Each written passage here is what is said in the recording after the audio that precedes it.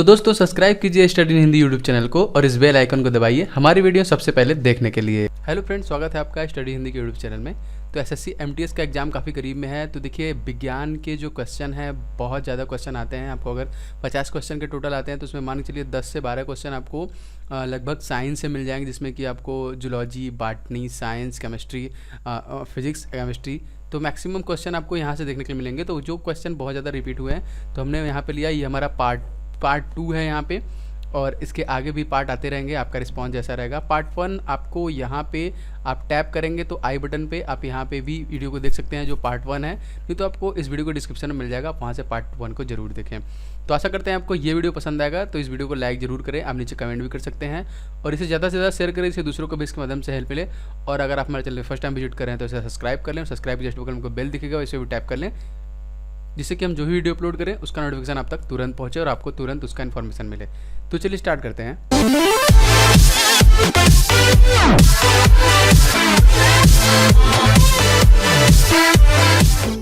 Okay, तो देखिए यहाँ पे सबसे पहला क्वेश्चन जो है, which one of the following is also called as milk sugar. निम्न में से किसे मिल्क शुगर भी कहा जाता है। ठीक है, तो मिल्क शुगर यहाँ पे देखिए किसको कहा जाता है। तो ऑप्शन देखिए क्या है, ग्लूकोज या फिर फ्रुक्टोज या फिर माल्टोज या फिर लैक्टोज। तो इसका जो सही आंसर है, आंसर नंबर 4 इसका राइट आंसर है लैक्टोज। देखिए दूध में पाया जाने वाला प्रमुख शर्करा लैक्टोज के रूप में जाना जाता है, जो कि एक प्राकृतिक शर्करा है जो ग्लूकोज और लैक्टोज से मिलकर बना होता है। ठीक है, यह दूध को हल्का मीठा स्वाद प्रदान करता है। यह दूध में लगभग 2 से लेके 8% तक ठोसों का निर्माण करता है। ठीक है, तो इसका जो सही आंसर हुआ है वो कौन सा है, लैक्टोज है। ठीक है, मिल्क शुगर इसे कहा जाता है। ओके, तो ये देखिए दूसरा क्वेश्चन है, which of the following insect, insect मतलब आपको कीट पता होगा, has its scientific name is Blattaria. ठीक है, निम्न में से किस कीट का वैज्ञानिक नाम ब्लेटेरिया है। आपको ऑप्शन दे रखा है, देखिए बीटल, कॉकरोच, मच्छर, मस्कीटो या फिर बटरफ्लाई, तितली। तो इसमें से वैज्ञानिक नेम इसका पूछा हुआ है कि कौन, ये वैज्ञानिक नेम इसने बताया हुआ है यहाँ पे, और यहाँ पे क्वेश्चन पूछा हुआ है कि किसका यहाँ पे चारों ऑप्शन जो है उसमें से सही है, किसका नाम जो है कि ब्लेटेरिया है, साइंटिफिक नेम जिसका साइंटिफिक नेम ब्लेटेरिया है। तो देखिए ब्लेटेरिया शब्द की उत्पत्ति लैटिन शब्द ब्लैटा से हुई है, जिसका अर्थ है तिलचट्टा। ठीक है, तिलचट्टा it means cockroach. Option number 2, अगर इसकी उत्पत्ति की बात करें, इसकी उत्पत्ति किससे हुई है, ब्लैटा वर्ड से हुई है, जिसका मतलब क्या होता है, तिलचट्टा। और कॉकरोच, जिसका सही आंसर है कॉकरोच का ही साइंटिफिक नेम ब्लेटेरिया है। देखिए which word is common in the botanical name of tree like Ashoka, tamarind और कोरल। इट मीन्स निम्न में से कौन सा शब्द अशोक, इमली या फिर कोरल के जैसे पेड़ों के वनस्पति के नाम के समान है। ठीक है, ऑप्शन देखिए इसमें दिया हुआ है क्या, टर्मिनालिया, सेलिक्स, इंडिका, एकेसिया। तो इस चारों ऑप्शन में सही ऑप्शन कौन सा है, तो ऑप्शन नंबर 3 सही है, इंडिका। देखिए इमली का पेड़, टेमेराइंड इंडिका, अशोक का पेड़, सेरेका इंडिका। तो ये सभी जो नाम है इसमें इंडिका जो वर्ड है, ये वनस्पति नामों में इंडिका नाम सामान्य है। जीव विज्ञान वर्गीकरण में यदि किसी प्रजाति की उत्पत्ति भारत में होती है तो उसे वैज्ञानिक के नाम के साथ हम यहाँ पे क्या जोड़ते हैं, इंडिका। ठीक है, तो इसका जो राइट आंसर है वो कौन सा है, indica. What you understand by the term of espuma. ठीक है, स्पुमा शब्द से आप क्या समझते हैं, फोम, सौंप, साबुन, सॉल्ट, नमक, कैल्शियम या फिर कैल्शियम। तो इस शब्द से आप क्या समझते हैं। तो इसका जो सही आंसर है इन चारों ऑप्शन में वो है पहला, फोम। देखिए एस्पुमा शब्द एक स्पेनिश शब्द है जिसका प्रयोग फ्रॉथ या फोम के लिए किया जाता है। इस शब्द का निर्माण विशेष रूप से साइफन बॉटम में प्रयोग किया जाता है। स्पुमा का निर्माण मुख्यतः तरल पदार्थों की सहायता से किया जाता है, जिसमें झाग उत्पन्न होने के लिए वायु समाविष्ट होती है। ये फोम, वो जो फोम थर्माकोल आता है वो नहीं है, ये झाग वाला है यहाँ पे। ठीक है, तो इसका जो सही आंसर है पहला, स्पुमा शब्द से आप क्या समझते हैं, तो इसे क्या कहते हैं, हम इसे कहते हैं फोम, झाग या फेन। Which of the following is longest vein in the human body. मानव शरीर में कौन सी सबसे लंबी नस होती है। ठीक है, सबसे लंबी नस मानव शरीर में कौन सी होती है, देखिए ट्रॉक लेयर, इंफीरियर वेना काव, या फिर सेफेनोवस नस, या फिर ट्राइलेमिनल। ठीक है, इसमें से सबसे बड़ा नस मानव शरीर में कौन सा होता है? तो देखिए ग्रेट सेफेनस। ठीक है, ग्रेट सेफेनस ऑप्शन नंबर 3 इसका सही आंसर है। यह नस पैर और जांघ के मध्य की प्रमुख पृष्ठीय सिरा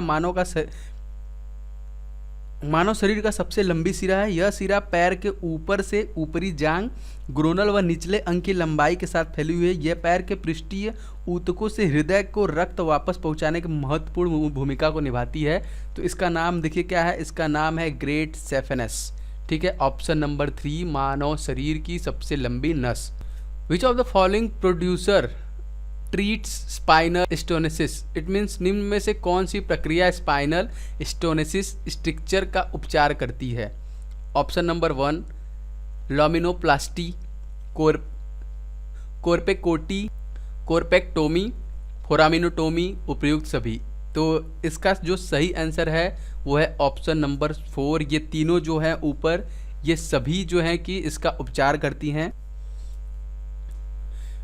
देखिए beta rays emitted by radio active material are. Radio active सामग्री से उत्सर्जित बीटा किरणें क्या हैं? The electron orbiting around the nucleus, charge particle emitted by nucleus, neutral particles, या फिर इलेक्ट्रोमैग्नेटिक रेडिएशन। ठीक है, केंद्रक न्यूक्लियस के चारों ओर घूमने वाला इलेक्ट्रॉन, केंद्रक द्वारा उत्सर्जित आवेशित कण, उदासीन कण, या फिर विद्युत चुंबकीय विकिरण। इसमें से सही ऑप्शन है ऑप्शन नंबर 2 केंद्र द्वारा उत्सर्जित आवेशित कण। देखिए बीटा किरण बीटा क्षय की प्रक्रिया में परमाणु केंद्रक जैसे पोटेशियम 40 केंद्रक के रेडियो एक्टिव अपक्षय में उत्सर्जित होने वाली एक अधिक ऊर्जावान अधिक गतिमान इलेक्ट्रॉन या फिर पोजिट्रॉन है। ये सारी चीज़ें इसी के बारे में बताया जा रहा है। बीटा क्षय के 2 रूप हैं, बीटा माइनस और बीटा प्लस। तो इसका जो सही आंसर है वो है charge particle emitted by nucleus, केंद्रक द्वारा उत्सर्जित आवेशित कण। इसका जो है सही आंसर है। अब क्वेश्चन था बीटा रेडियो एक्टिव सामग्री से उत्सर्जित बीटा किरणें क्या है? तो वह केंद्रक द्वारा उत्सर्जित आवेशित कण। Infrared radiation are detected by. अवरक्त विकिरणों का पता किससे लगाया जाता है? देखिए इंफ्रारेड आपने सुना होगा, पहले पुराने जो फ़ोन थे उसमें भी आते थे। तो ऑप्शन देखिए इसका है उत्तापमापी, नैनोमीटर, फोटोमीटर, स्पेक्ट्रोमीटर। ठीक है, पायरोमीटर सबसे पहला आंसर है। तो इसमें से कौन सा सही है? तो इंफ्रारेड रेडिएशन जो डिटेक्ट करता है वो है photometer, option number 3 photometer. It means प्रकाशमापी। यह एक उपकरण है जिसका प्रयोग परावैगनीय दृश्य अवरक्त विकिरण के साथ अवशोषण, उत्सर्जन या प्रतिदीप्ति मापने के लिए किया जाता है। ठीक है, तो इसका जो सही आंसर है वो कौन सा है? फोटोमीटर। फोटोमीटर मतलब प्रकाशमापी। द वाटरबॉर्न बैक्टीरियल डिजीज कोरेला इज काज्ड बाय। द संक्रमण रोगाणु जल संक्रामक रोगाणु बीमारी हैजा इनमें से किसके कारण होता है? सिगला, वाइब्रोकामा, फार्मोनेला टाइफोसा, गियार्डिया लैम्बलिया। ठीक है, 4 ऑप्शन यहाँ पे दिया हुआ है। यहाँ पे इसमें से कौन सा सही ऑप्शन है? तो ऑप्शन नंबर 2 इसका राइट आंसर है वाइब्रोकामा। ठीक है, यह बीमारी जो है इसी के कारण से होती है। देखिए कालरा जिसे हैजा कहते हैं, नामक रोग संदूषित भोजन या पेयजल के माध्यम से फैलने वाला रोग है। यह विब्रियो कालरा जीवाणु के कारण होता है, आंतों को संक्रमित कर देता है। इस रोग में पीड़ाहीन दस्त के कारण शरीर में काफ़ी मात्रा में पानी निकल जाता है, जिससे शरीर में पानी की कमी हो जाती है। यदि सही समय पर उपचार इसका नहीं किया गया तो रोगियों की मृत्यु भी हो सकती है। तो ये किसके कारण होता है? देखिए वाइब्रोकामा। ओके, अब यह याद रखिएगा। Okay, freezing point of water is same on these scale. जल का जमाव बिंदु की इन स्केलों पर समान होता है। ठीक है, इस ऑप्शन इसका देखिए centigrade and Fahrenheit, centigrade and reamer, centigrade and kelvin and Fahrenheit and kelvin. तो इसका ऑप्शन नंबर 2 सही है, सेंटीग्रेड एंड रीमर। जल का freezing point. The atomic number of carbon is 12। It means that carbon atom contents. Carbon का आणविक संख्या 12 है। इसका अर्थ है कि कार्बन अणु में है। क्या है? ऑप्शन देखिए 6 प्रोटॉन एंड 6 इलेक्ट्रॉन, 6 प्रोटॉन और 6 इलेक्ट्रॉन्स, 12 न्यूट्रॉन्स, 12 इलेक्ट्रॉन्स, या फिर 12 प्रोटॉन्स, या फिर 12 इलेक्ट्रॉन। तो इसका जो राइट आंसर है वो है ऑप्शन नंबर 4, 12 प्रोटॉन या फिर 12 प्रोटॉन तथा 12 इलेक्ट्रॉन। किसी रासायनिक तत्व के परमाणु की संख्या उसी तत्व के परमाणु के केंद्र में पाए जाने वाले प्रोटॉन की संख्या के समान होती है। कार्बन के परमाणु की संख्या 6 है। ठीक है, तो इसका जो राइट आंसर है ऑप्शन नंबर 4, 12 प्रोटॉन तथा 12 इलेक्ट्रॉन। देखिए पीतल इनमें से क्या है? 70% तांबा तथा 30% जस्ता, 90% तांबा तथा 10% टीन, 85 to 92% तांबा तथा बाकी टीन कुछ सीसा व निकिल सहित, या फिर 72 to 75 तांबा या फिर शेष टीन। तो इसका जो ऑप्शन नंबर 1 है वो सही है। 70% जो है कि तांबा है और 30% जो है कि जस्ता है। ओके, ऑप्शन नंबर फर्स्ट सही है। पीतल क्या होता है? अब देखिए इसमें से आपको सुमेलित करने के लिए आएगा कि आप इसका सही मिलान कीजिए।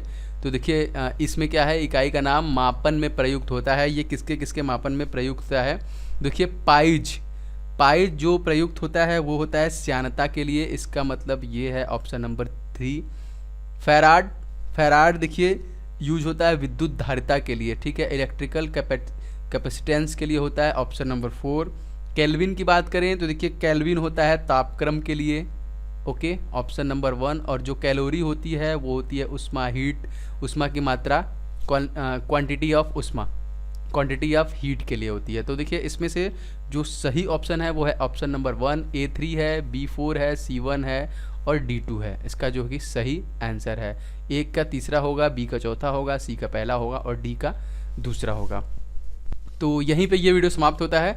आशा करते हैं आपको ये वीडियो पसंद आया होगा। तो SSC MTS के लिए ढेर सारे वीडियो का लिंक आपको लगभग हर टॉपिक पे इस वीडियो के डिस्क्रिप्शन में मिल जाएगा, आप उसे ज़रूर देखें। और इसके पहले भी पार्ट 1 इसका बनाया जा चुका है, तो आपको यहाँ पे ऊपर आई बटन में मिल जाएगा या फिर नीचे डिस्क्रिप्शन में ज़रूर मिल जाएगा। और अगर आप अभी तक हमारे फेसबुक पेज और फेसबुक ग्रुप से नहीं जुड़े हैं तो आप उससे जुड़ जाइए और हमारे चैनल को सब्सक्राइब कर दीजिए।